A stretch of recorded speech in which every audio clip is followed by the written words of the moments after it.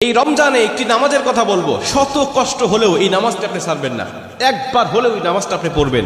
নবীজি এই নামাজের এত গুরুত্ব দিতেন, নবীজি বলেছেন জীবনে একবার হলেও তুমি এই নামাজটা পড়বে। এই হাদিসটি ইবনে মাজাহ শরীফের, তিরমিজি শরীফের এবং আবু দাউদ শরীফের 1297 নম্বর হাদিসের মধ্যে এই হাদিসটা বর্ণনা হয়েছে এই নামাজের কথা। নবীজি তার চাচা আব্বাস রাদিয়াল্লাহু তাআলা আনহুকে ডাক দিয়ে বলেন, চাচা আমি আপনাকে এমন একটি নামাজের কথা বলছি, এই নামাজটা আপনি প্রতিদিন একবার হলেও আপনি আদায় করবেন। চাচা যদি প্রতিদিন সম্ভব না হয়, অন্তত সপ্তাহে একবার হলেও আপনি নামাজটা পড়বেন। যদি সপ্তাহে সম্ভব না হয়, তাহলে আপনি মাসে অন্তত একবার এই নামাজটা আদায় করবেন। চাচা যদি মাসেও আপনার পক্ষে কষ্টকর হয়ে যায়, বছরে একবার পড়বেন। যদি বছরেও না পারেন, জীবদ্দশায় অন্তত একবার হলেও নামাজটা পড়বেন। কারণ এই নামাজটা এত পাওয়ারফুল নামাজ।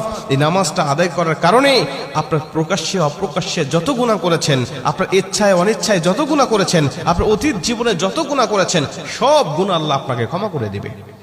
চাচা এই নামাজটার নিয়মটা একটু ব্যতিক্রম। এই নামাজটাকে বলা হয় সালাতুত তাসবিহ। এই নামাজের মধ্যে অতিরিক্ত কিছু তাসবিহ পাঠ করতে হয়। সুবহানাল্লাহ, আলহামদুলিল্লাহ, লা ইলাহা ইল্লাল্লাহ, আল্লাহু আকবার। এই চারটা তাসবিহ একত্রিত করে সুবহানাল্লাহি ওয়াল হামদুলিল্লাহি ওয়া লা ইলাহা ইল্লাল্লাহ আল্লাহু আকবার, এই তাসবিহগুলো, এই বাক্যগুলো এখানে পাঠ করতে হয়। 4 রাকাত বিশিষ্ট এই নামাজ সালাতুত তাসবিহ 4 রাকাত পড়তে হয় এক নিয়তে। 4 রাকাত নামাজে প্রতি রাকাতে 75 বার করে করে মোট 300 বার এই তাসবিহটা পাঠ করতে হয়।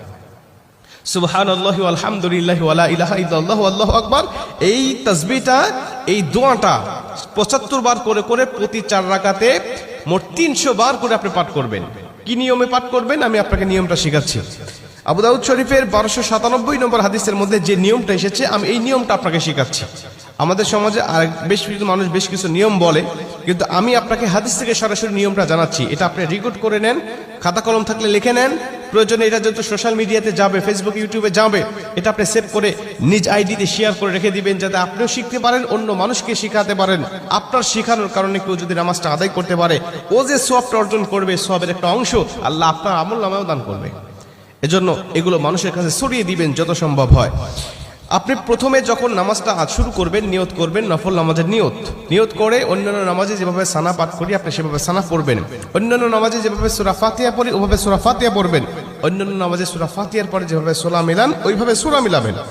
সূরা মিলানোর পরে রুকুতে যাবার আগে দাঁড়ানো অবস্থায় আপনি 15 বার এই তাসবিহটা পাঠ করবেন। সুবহানাল্লাহি ওয়াল হামদুলিল্লাহি ওয়া লা ইলাহা ইল্লাল্লাহু আল্লাহু আকবার, এই তাসবিহটা পাঠ করলেন 15 বার।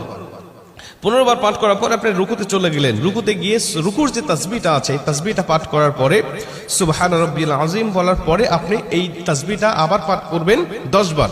সুবহানাল্লাহি ওয়াল হামদুলিল্লাহি ওয়া লা ইলাহা ইল্লাল্লাহু আল্লাহু আকবার।